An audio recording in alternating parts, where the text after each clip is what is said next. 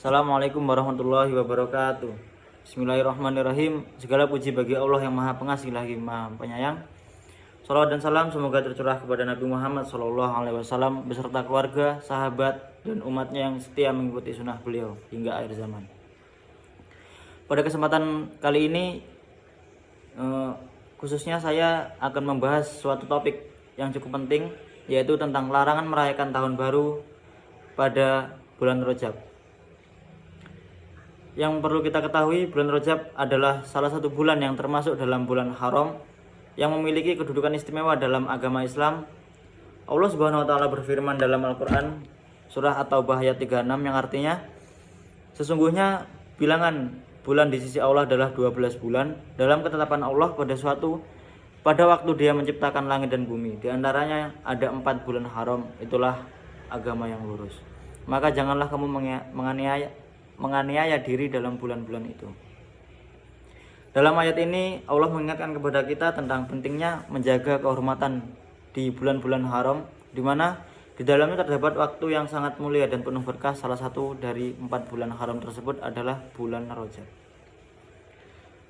Pada setiap akhir tahun, seringkali kita menyaksikan berbagai acara yang dilakukan untuk merayakan pergantian tahun, baik itu tahun baru Masehi maupun tahun baru lainnya.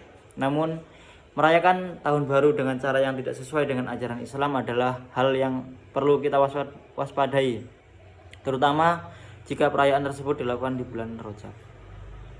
Pada bulan Rajab, yaitu bulan yang penuh dengan kemuliaan, dan sebagai umat Islam kita diperintahkan oleh Allah untuk menjaga kesucian kita pada waktu-waktu yang telah ditentukan oleh Allah. Merayakan tahun baru dengan cara yang melibatkan hiburan berlebihan, berpesta pora, atau hal-hal yang tidak membawa manfaat justru dapat menodai kemuliaan bulan Rajab dan mendekatkan kita pada perbuatan dosa. Salah satu alasan mengapa kita perlu berhati-hati dalam merayakan tahun baru, terutama di bulan Rajab, adalah karena perayaan tersebut seringkali berhubungan dengan adat istiadat atau tradisi yang tidak ada tuntunannya dalam agama Islam.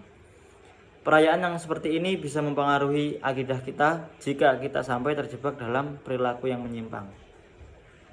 Rasulullah Shallallahu Alaihi Wasallam bersabda dalam sebuah hadis yang diriwayatkan oleh Al-Bukhari dan Muslim yang berbunyi, barang siapa yang meniru suatu kaum, maka dia termasuk golongan mereka. Dalam hadis ini mengingatkan kepada kita untuk tidak mengikuti perayaan yang berasal dari budaya yang tidak sesuai dengan ajaran Islam. Tahun baru yang sering dirayakan dengan cara yang tidak sesuai syariat bukanlah ajaran yang datang dari Rasulullah SAW, dan kita sebagai umat Islam seharusnya tidak terjebak dalam kebiasaan-kebiasaan yang tidak membawa kebaikan. Sebagai umat Islam, kita juga diharapkan untuk memperingati waktu dengan cara yang mendekatkan diri kepada Allah. Daripada kita merayakan sesuatu yang tidak memiliki dasar dalam agama, lebih baik kita mengisi waktu dengan perbuatan yang mendatangkan pahala, seperti memperbanyak zikir, berdoa, memperbanyak ibadah, dan berusaha meningkatkan kualitas diri sebagai hamba Allah. Kita bisa memanfaatkan bulan Rajab ini dengan mendekatkan diri kepada Allah dengan memperbanyak amalan soleh seperti sholat sunnah, membaca Al-Quran, bersedekah, berzikir, dan berdoa, yang mana tujuannya agar Allah memberikan petunjuk kepada kita dan keberkahan dalam hidup kita. Allah telah memperingatkan kepada kita agar memperbanyak amalan-amalan yang bermanfaat di bulan Rajab ini. Mari kita tingkatkan kesadaran kita untuk senantiasa menjaga waktu yang Allah muliakan, termasuk bulan Rajab, dengan amal soleh yang dapat mendekatkan diri kepada Allah. Kita harus selalu ingat bahwa setiap perbuatan kita akan dimintai pertanggungjawaban di hadapan Allah Subhanahu wa taala. Dengan ini kesimpulan pada kesempatan kali ini, yaitu marilah kita saling mengingatkan untuk tidak terjebak dalam merayakan tahun baru. Sebaiknya kita memperbanyak zikir ataupun kita berdoa, beribadah yang berlebih agar kita